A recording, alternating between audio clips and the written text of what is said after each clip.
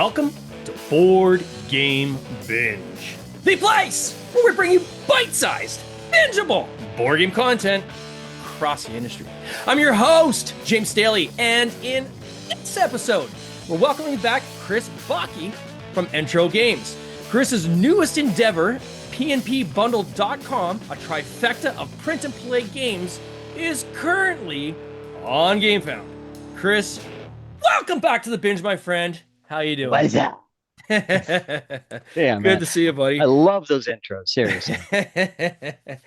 So, Chris, I think we just talked last year. It always goes by so fast. I So know, right? sometimes, Yeah. yeah, I'll be talking to people. I'll be like, we were just like talking not too long ago, and it turns out it was like literally 2 years ago. So I think we're about this time last year. Lots going on. I mean, you are just an animal in the gaming industry. There's always stuff that you're working on, both in publishing and game design and things like this. And I think last time we were talking was you had this whole database. I was trying to think of the name of it that helped people connect in terms of publishers connecting with game With designers and things designers. like that. Yeah, are you still Exactly. Yeah. working on So, that or? yeah. So tabletoppublishers.com is alive and well. What I've really been doing with the data, it's a lot of behind the scenes stuff. Like Yeah, think of any business you've ever done, the 10% of the iceberg above the water is the only part people see. They don't see the 90% of work yeah, that goes into making a thing happen. So on tabletoppublishers.com, the goal is to help designers pitch their games better. And we do that by making it easier to like sort and search and filter your way through those yeah. publishers. And what I'm really doing with the data right now is I've got a better system now of keeping the data more up to date. I never want a listing to be more than 6 months old, Mm, because what a publisher might have been looking for 3 years ago doesn't tell you anything about what they're looking for right now. yeah, So this you can see this on the website on the very top of the front page. It shows how many listings have been updated, like in the last week, the last month, the last 90 days, or whatever. You'll see a dynamic listing of how many publishers you're seeing.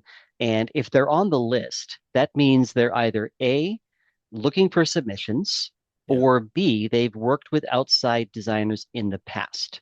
Mm, If they say they're currently close to submissions, they're not there. yeah. Don't waste your time. If they're a smaller studio and they're just making their own games, they're not there. Don't Yeah. waste your time. So both of those kind of categories, I track them on my back end, but those aren't available for the public because it would just be a waste of time to pitch Yeah. them. So what you see on the front end, again, people that are looking for submissions or people who have worked with outside designers in the past. And once you're in, you'll be searching, filtering your way through it. You'll get the short list. Yeah. So you'll go from 500 plus publishers to the 20 or so that are going to fit your game best. Yeah. And you'll That's do that in a cool. few seconds. So you start getting the research in from there. And it's very different. Like I know there's some other ones that are starting to pop up. I've seen at least two in the past like 2 months. I imagine vibe coding is what's driving a lot of that, quite Hmm. frankly. But the unique part about yours is that filtering it down, right, is really helping you kind of almost steer the ship, so to speak, right? Exactly. And And this is the data I need myself for yeah, pitching. So I'm naturally incentivized beyond customers to keep it up to date for things that will help designers, genuinely pitch their games. It's not just a matter of finding generic information. yeah. It's a matter of trying to figure out what's going to help a designer understand a publisher, whether they should go on their shortlist or not. Yeah, it's very insightful too, because like when I think of like myself, right, and the kinds of games that I've been, publishing, that's evolved, right? And you have external factors that impact that, right? So now we've got the small package exemption issues now with Europe, right? They followed Hmm. suit with what the States did. Now the States have just changed their rules, saying, okay, when you ship things into the States, you have to pre-send all your testing documents with that shipment, or there's going to be extra charges. So Oh, things like that kind of make me kind of look at this Rubik's cube of what I'm going to do as a publisher, and it's got me down to small boxes, just based on this global uncertainty, right, around yeah. shipping. But also the like, I won't do anything that's like this like family kind of games, right? Like I'll do more like maybe a simpler game, right? So something that still falls within our wheelhouse that's an hour or less, you can explain in 5 minutes and so forth. But the age on that box is going to be 14 plus because Yeah, I'm just not to going to go avoid. yeah, I'm not going to go through all this nonsense with testing protocols and all that kind of stuff on like a card game, right? It's Exactly. silly. So, having a database that kind of updates that I think is pretty cool and it's probably what sets you apart. Yeah, and I think the other element that I'm really proud of. So, Tabletop Publishers started Yeah. as the database, the dossier. There's a fancy name. Yeah. It has also evolved into a toolbox. Yeah. So once you've found your shortlist of publishers, you click a button, they go onto your shortlist, and you can see that on a different part of your dashboard. Yeah. Once you've started pitching publishers, you can track that data within the site as well. So you're not just having to go back and forth between this and some other Google sheet or Excel sheet. It's all tracked there. And if you decide you want to leave, you're done with the subscription service, you just want to do it your own, that's fine. The Mm, export tool's there on the back end. got it. So This movement towards intro, can you talk a little bit about that? So, like, just before we went on air, I was like, now we start having company names and things like this are starting to evolve. Talk about because I know there's kind of two endeavors you're doing on the board game side. Can you talk about both of them, just kind of on a macro scale? sure. Yeah, sure. So I started intro games in 2018 or so. I didn't Yeah. know if I was going to be like pitching publishers or doing my own Kickstarters. And at the time I just didn't know, so I kind of kept it kind of generic. But Entro is a portmanteau of intro and enter. I Mm, really enjoy making the games that are easy to learn, easy to play, create some strategy to them, create some player interaction, some interesting decisions. And what I started doing with skeptical playtesters, I would say, if we don't go from opening the box to playing in less than 5 minutes, I will buy you a drink. So this is one part confidence. This is also thinking about like how much information do you really need to get someone into the mm, game. I don't have to teach you all the rules of a game. I'm trying to find that nice sweet spot where you feel like you have enough to start. You get that mechanical competency, and then you can get into the theming of it, the strategy of it, and you go, okay, now I know what I'm doing. It's the third turn. You're going down or something. mm. Um, so Intro Games today is my game design studio. You were looking at my office here as I pan my camera over to a huge 5x5 calyx with probably more bits than I deserve to have. Yeah. I have raided a lot of charity shops, thrift stores over the years. Um, but yes, Entro Games. It's also if I'm doing like billing for development work, workshops and things like that, I'll kind of put it under that name. There are probably some tax benefits, possibly. I don't know. Mm, Um, the other two things that I'm doing as far as print and play games right now, I have Shiny Pigeon Printables. I've partnered with an amazing artist, Parker Simpson. Shiny Pigeon is his company, and I had a different name for print and plays when I started that almost 4 years ago now. yeah. And basically, I merged that into his company. Mm. So now uh, Parker handles Shiny Pigeon, and basically he's the publisher of it all. I design the games and I try to make them look good. Um, the new thing that is coming out is pnpbundle.com. Yeah. And this is with a guy named Florian. And what we basically wanted to do was just create some cool print and play games, but we also wanted to have a contest where the winner got published and got paid. Um, with great respect to the Board Game Geek contests, you get Geek Gold. Mm. Woo, woo. Yeah. Sorry, it's hard to get excited by that. It's hard to get excited by it's hard to get excited by like $100 prize or whatever like that. Yeah, so we held a contest earlier in 26 and we had like 64 or 65 submissions, different folks sending their print and play games um, for this bundle. And we chose a winner, Echoes of Tomorrow by Alec Hoptroff. And so his game is an 18 card game about fighting your nightmares. Mm. And if you're building up the courage and the strength to take them down, and eventually they'll go into your memory. And it's a bit like you're basically building up your strength with the things that you defeat. Where did you run this And contest? Was this on Board Game Geek then? Is that where you kind of we launched the we contest announced or? it on we announced it on Board Game Geek. We announced it on some of the Facebook groups. We announced it on the website, the pnpbundle.com. And initially there was sort of that, is this real? Is this real sort of feedback? And they're like, Mm, yeah, we are. We are both people that have done published print and play games before. hmm.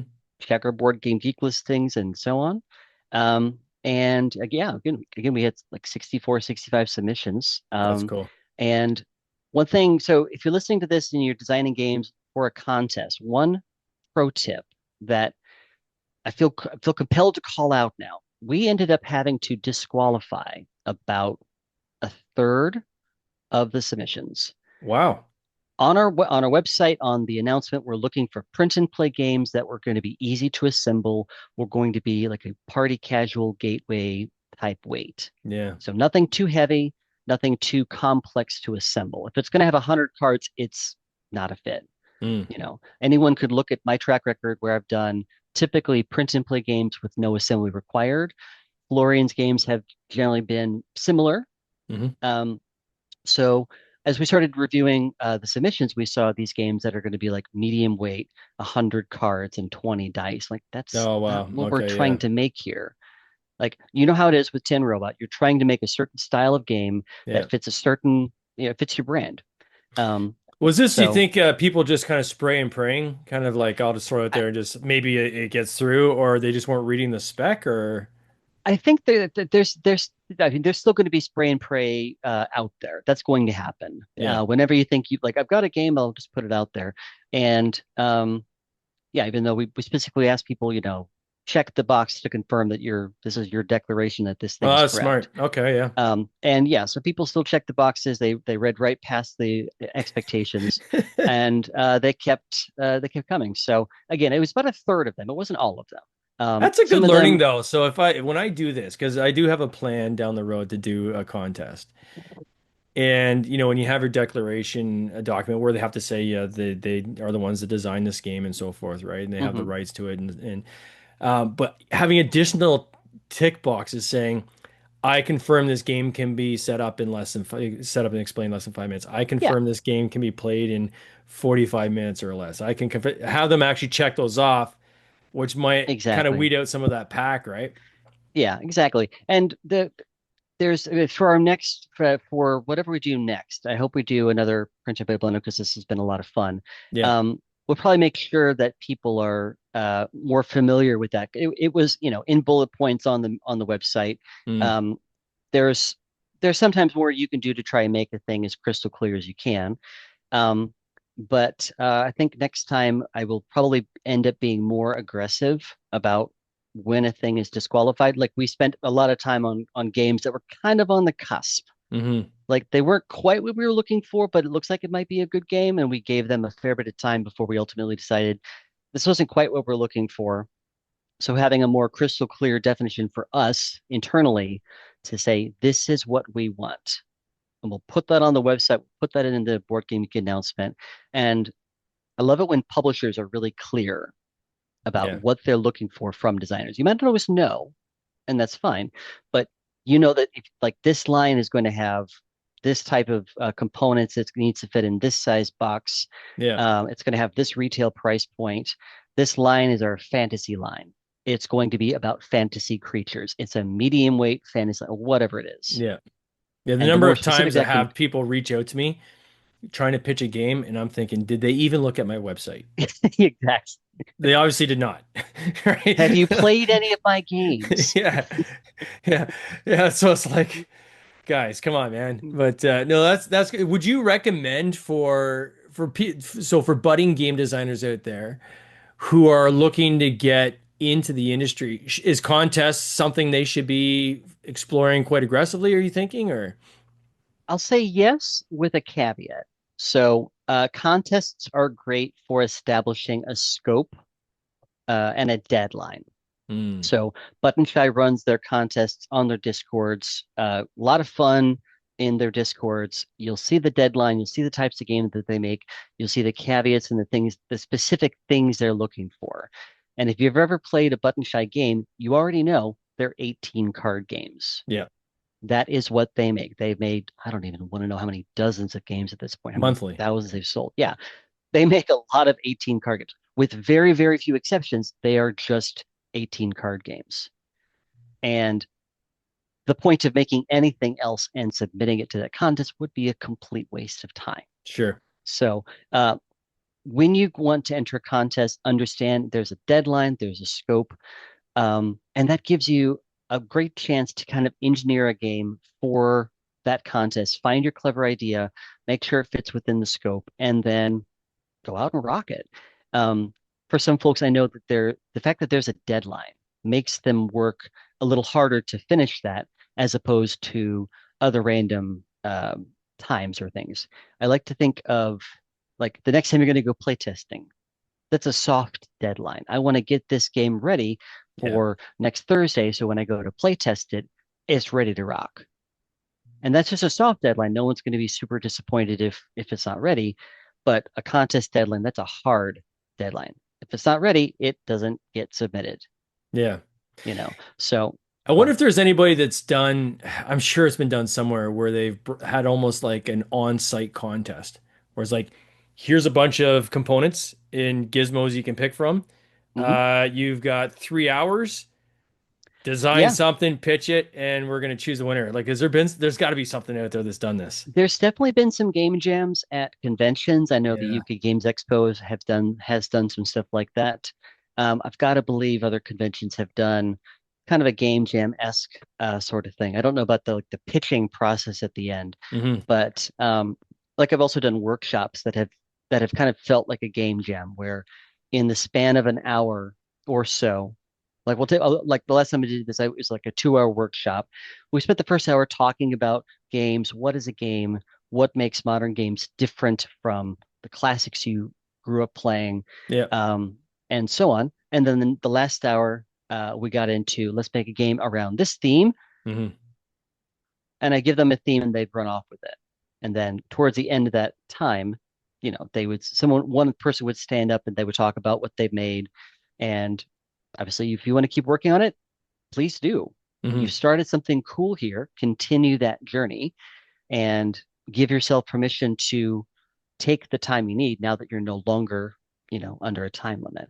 So Yeah. contests are great. I wouldn't, I would not enter a contest just for the prize Yeah. because It's most of more the them, experience, right? yeah, exactly. The experience you're going to get from creating a game based around a certain set of expectations is going to be, it's not about you right now. It's not about necessarily what you want to make.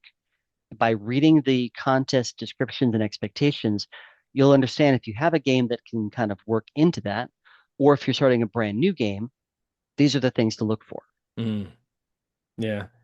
So full circle back now to this because I don't want to lose this contest you did. So Echoes of Tomorrow, which looks super cool, and I'm just showing Thank on you. Yeah. screen here for people that are watching instead of listening. So the artwork was done by. Lady named Victoria. Okay. I'm just going to get her last name up here, but yeah. So Florian found the artist who did an incredible job, and the for the other two games, Centi, Florian did his own artwork, and for my game Rooftop Roses, Parker Simpson did a great job, just kind of recreating this Yeah. rose garden on the top of a skyscraper. So let's talk about Rooftop Roses. So how did this idea come up? What was the inspiration other than maybe you're just on a rooftop somewhere? Yeah, so like a lot of games, it's kind of started unthemed. Yeah. I started with just the idea of having a 6x6 grid, and so in the game, you are planting roses in a 6x6 grid. You're rolling dice, and when you roll the dice like a 2 and a 4, you can plant a rose where those two numbers intersect. Mm, So like the second row, the fourth column, or the fourth row and the second column. If you roll doubles, you can plant two roses, and if you roll three of a kind, you get a lot more flexibility uh, anywhere in that row or that column. Um, so you've rolled three dice. You've used two of them for the interaction or the intersection, and then the last die waters that row or that column, and that makes that row or column more valuable. mm, If you have the most roses planted in that row or column, you'll score the points. And there's kind of a base points, but they'll go up as people water them. Um, the theming of it was really loose early on, and I began to wonder like what would I be doing that where I'm putting a mark into a square or a space, and then it stays there. I need my own color. So every player will bring their own uniquely colored marker or mark or whatever. And as you do that, you're making a nice, beautiful thing. Mm. And I thought back to one of my classic favorites, Carcassonne. When you finish playing Carcassonne, you've made this awesome looking city of Carcassonne. Not historically accurate, of course, but you've made a cool thing. So Hmm. when you finish a game of Rooftop Roses, you're looking at something that looks like a garden where you've planted roses and colored them in, and the more of your flowers you've gotten onto the map, the more likely you are to have won. So if they want, I mean, because it's a print and play versus even doing marks, if they want, they could do tokens, right? If they've got like Yeah, most of us have extra absolutely. tokens, things like that'd be kind of cool too.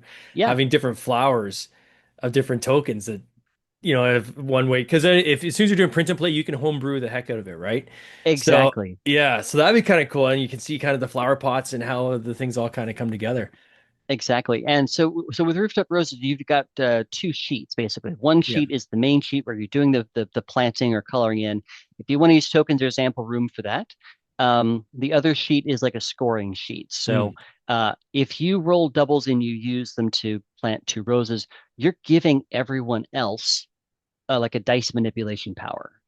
Oh. So rolling doubles is helpful for you, but it's also a choice because I know I'm giving my opponents this power, and you can see how you might want to roll into the doubles to establish control, or Mm. you might want to use your powers to move out of doubles Mm. to avoid them from getting that power. Yeah. There's also a one-player solo mode we've been working on, Of and course. Yeah. really really happy with that. So if you're looking for solo games, they all have a solo mode. How does this one come to a conclusion? So is it just basically when the entire rooftop is full, Yeah. or So basically, if you cannot if you cannot plant where your dice allow you to plant, you'll make a mark in the compost pile.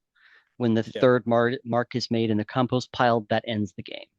It got can it. also end if the whole board gets filled up, but that's very rare. No, it's cool. And going to the compost pile will score you a few points. So it's that came up during playtesting. Actually, I always felt bad when you take a turn that moved the game forward but didn't really help you. Hmm. And so we realized that we needed to give something for that to kind of compensate for just feeling like you've spent a turn that didn't get you any more progress towards area control. Hmm. And then where did where did the theme come from? The theme came from just thinking about where I might be planting a Mm. garden.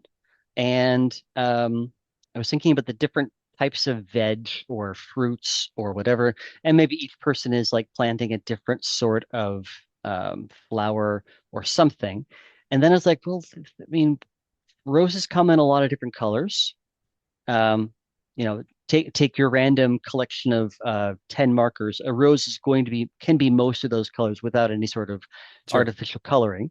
Um, Maybe not like a deep dark uh, blue or whatever, but you know, take some artistic license. If you want to make it look more realistic, then go with the real colors. Yeah. But red and peach and yellow are all classic rose colors. But it really just came up from thinking about where would be a kind of a fun environment to be planting these things Hmm. in a kind of competitive sort of place.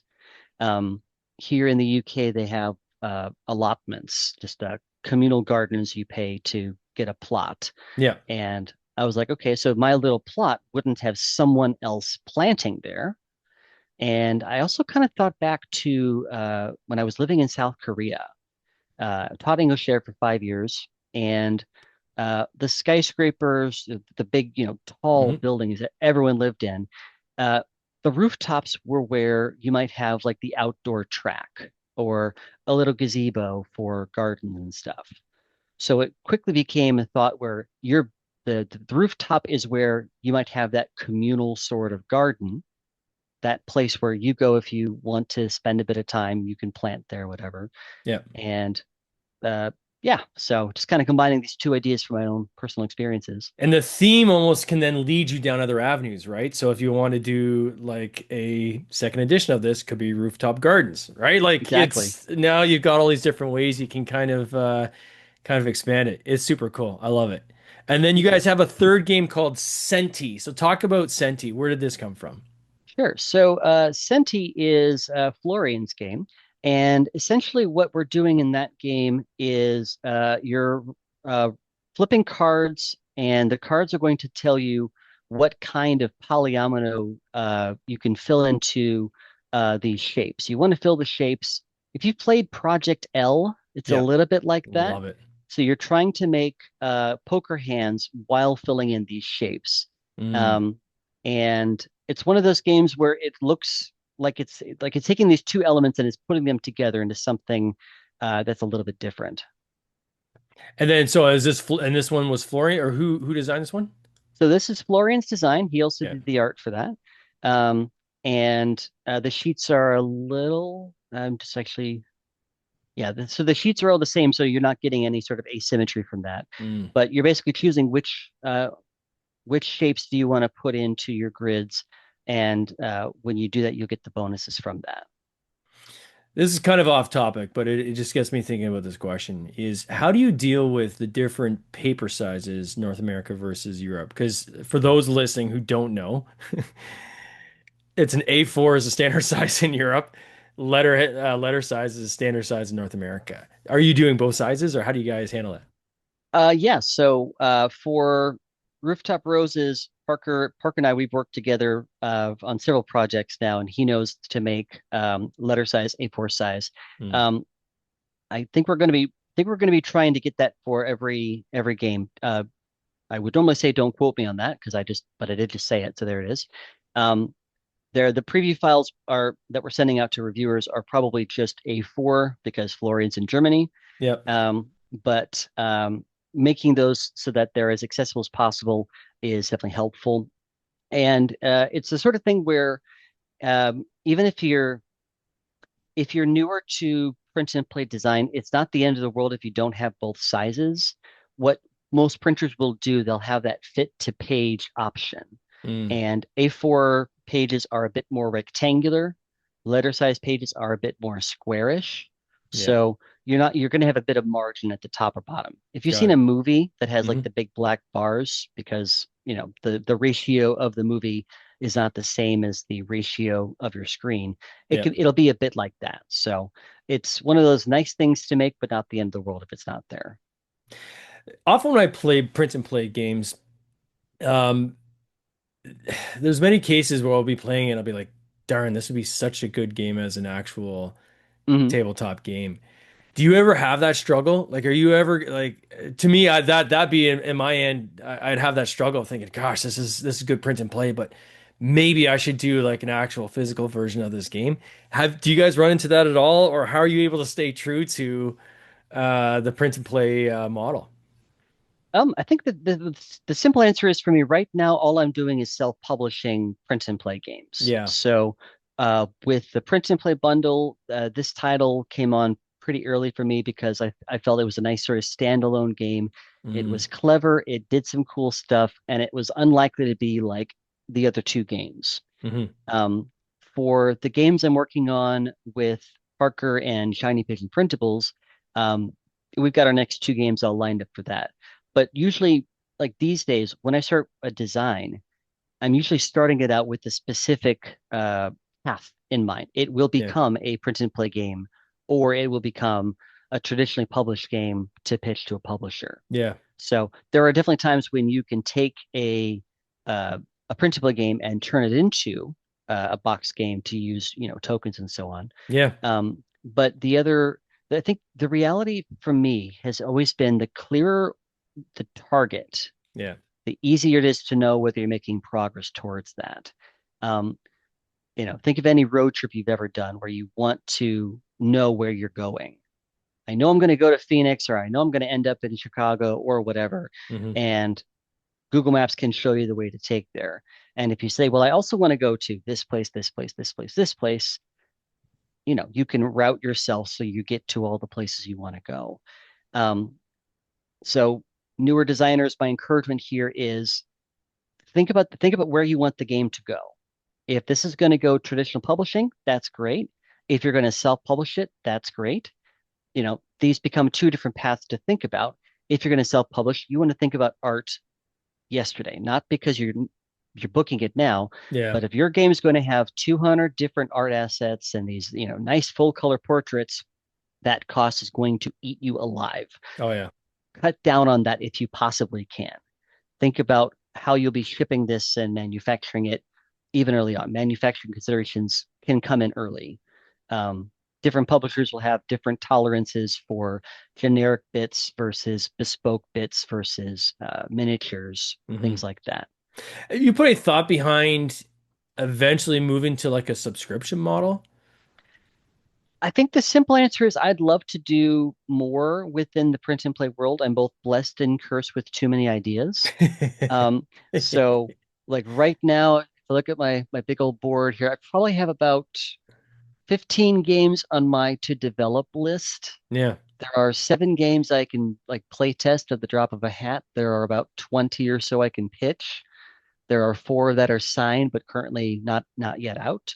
Hmm. Um, so a subscription model would require um, a fair bit of bandwidth Yeah. for an illustrator that would need to be able to keep up with that. Um, Gabe Barrett has done an incredible job Yeah, with with Best with Bunchai. One, Yeah. and keeping that up has got to be that's got to be a full-time job almost. Oh yeah. Um, but once you've done that and you've got that subscription model and you've got that playbook on, I'm going to start my campaign this way, run it this way, Hmm. deliver, and so on. Um, yeah. So the simple answer is it's something I'd like to do, but it's a little over the horizon right now. Yeah, it can become lucrative, but you can also become a slave to the machine, right? Yeah. I think the other reality is that what I really enjoy about print and play games is that they're universal. I can sell this to anyone on the planet as long as you have an internet connection and a printer. So there are lots of places that um like a great example, I lived in Zagreb, Croatia for a while. Hmm. At the time they weren't part of the EU. It was challenging to get games shipped there. You'd often spend more on shipping than you did for the game. Yeah. So you'd have folks that would go to Essenspiel in Germany and they would just mule a bunch of games back to Croatia for their friends. Um, no comment on how they got that past customs. But print and play games are digital, they're instantly accessible, they're in your email. You click a few links, you print it off, laminate it if you want, make it the fancy version, homebrew it if you want. But the idea of having your game accessible in virtually any country on the planet. Mm. Like when we started with Spies in 22, I remember thinking, I want to find someone that's on the International Space Station or on like a North Pole or Antarctica sort of research station. I want to send them the game just so I can get that selfie with them holding up the game, with the barren wasteland of the pole in the background or space or whatever. Yeah. Yep, you can play your game here too. So keeping the games accessible, um, and fun Yeah. and relatively low key. Like you don't have to have this $300 box of stuff to have fun with the board game. Yeah, and you can play it on an iPad too, right? You can always like Yeah, lock your screen and use your Notes app to mark up right on an iPad, and then you don't have to exactly. worry Like about printing and losing and things like that, right? exactly. If you're the sort that likes to take notes on a tablet, you might have Yeah. like an Apple Pencil or some Yep. knockoff like that. That makes marking the different things easier. Yeah. So yeah, that's absolutely another valid way to play, and Mm. it helps you. And on a nice big tablet, it's almost the same size as an A4 letter. Yeah. So what's the next thing on the horizon for you? Is it more print and play? Do you have a physical game coming? Can you give us a sneak peek on the next thing in the world of Chris Backe? Sure. So after PnP Bundle ends, later this year, we'll have another game coming from Shiny Pigeon. It is a game involving tic-tac-toe. Hmm. And that's all I'll say about it right now. At some point next year, I'm working with Parker to make a second edition of Spies, my very first printable game. It will have been 5 years since that. Yep. I've learned a little bit about game design since then. Hmm. Um, there are a couple of games that should be coming out but have not been announced yet, signed but not yet announced games that I can't talk about yet. Um, I hope to do a print and play bundle number 2 with Florian. It's basically if the first one goes well, if people want more, then let's give them more. Yeah. Um, I'll be continuing on tabletop publishers to keep that data up to date, um, and making sure that the cons, especially for the cons, Yeah. when you go SM for and the stuff. con, Yeah. you want to have the most recent data there as well. Yeah. Um, but yeah, some stuff won't even be in my name. Like some of the games I'm helping to develop, I won't necessarily. I might not always get a credit for that, but if and as I can talk about those, I'll be mentioning those on social media and such. Um, but yeah, so Oh, I amazing. just had a game signed, a party game, Hmm. and I'm looking forward to seeing how that publisher handles that. So It's always cool to see how they're how the publisher's going to interpret what you've created and kind of take it into their own genre, right? And the whole brand on their end and how they're going to package to make it fit.